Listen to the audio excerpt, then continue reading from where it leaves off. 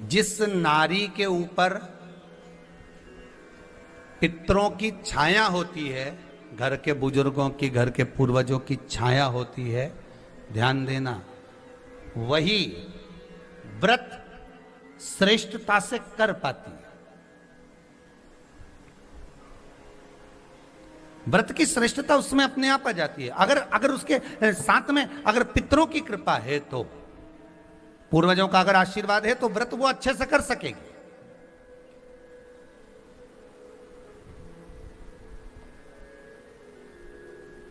और सहज भाषा में समझ लीजिए, बहुत अच्छे से समझना इस बात को, कि मान लो, एक सरल भाषा में आप और अच्छे से समझिए उसको, बहुत अच्छे से,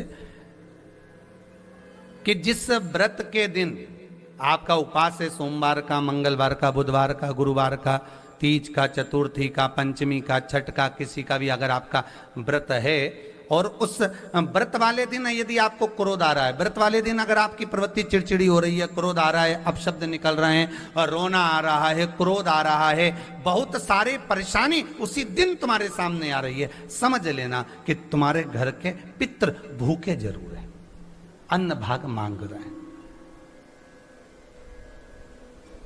एक बात पहले भी कही थी, शायद आपको ध्यान में होगा, रात्रि को सोने के बाद, विश्राम के बाद, एक बार कहा था, आप लोगों को याद होगा, कि सोने के बाद में 2 घंटे के अंदर अगर आपकी नींद खुलती है, और खुलने के बाद यदि आपको भूख लग रही है, प्यास लग रही है, तो समझ लेना कि आपके पितर, आपके पूर्वज भूखे हैं, अन्न का भाग मांग रहे हैं, पानी पीने को मांग रहे हैं।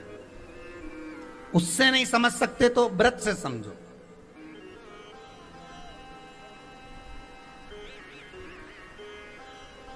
व्रत से समझो।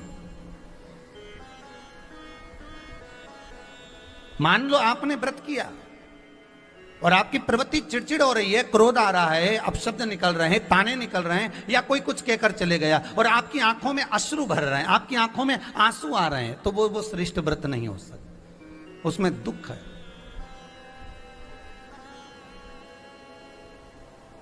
पुष्प ताजा है तो आप भगवान को दोगे, सही है कि गलत है?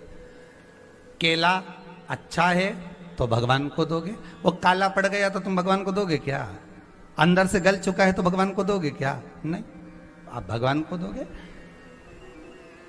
कोई फल ताजा है तो आप भगवान को दे दोगे, कोई पुष्प ताजा है, अच्छा है, तो आप भगवान को दोगे। अगर पुष्प मुरझा गया तो भगवान को दोगे क्या? पुष्प बेकार हो गया तो भगवान को दोगे क्या? नहीं। उसी तरह व्रत होता है, उसी तरह हमारा व्रत है। जिस व्रत में हमको क्रोध आ रहा है, जिस व्रत में हम चिड़चिड़े हो रहे हैं, जिस व्रत में हम अपशब्द कर रहे हैं, जिस व्रत में हमको रोना आ रहा है, जिस व्रत में हम किसी की बात का ठेस हमको पहुंच रहा है और हम क्रोधित हो गए, हम रो दिए, हम चिड़चिड़ हो गए, समझ लेना वो फूल मुरझा चुका है, वो व्रत तुम्हारा बेकार हो चुका है, उसको भगवान स्वीकार नहीं करेगा। और जिस व्रत में आपके चेहरे पर प्रसन्नता, हम इस व्यासपीठ से कहना चाहेंगे कि जितने भी यजमान यहाँ कथा करवाने आते हैं, जितने भी यजमान यहाँ पहुँचते हैं या ऑनलाइन वहीं से बैठकर पूजन कर कर कथा करवाते हैं, हम उनको भी कहते हैं कि 7 दिन की आपकी शिव महापुराण की कथा है, 5 दिन की आपकी शिव महापुराण की कथा है, 9 दिन की आपकी शिव महापुराण की कथा है। शंकर की कथा, चाहे भागवत कथा हो, चाहे रामायण कथा हो, रामचरितमानस हो, चाहे गीता हो, जिस पुराण को आप बचवा रहे हो, जिस पुराण को आप करवा रहे हो, जो करवाने वाला होता है उसके चेहरे पर स्माइल होना चाहिए, प्रसन्नता होना चाहिए। क्यों?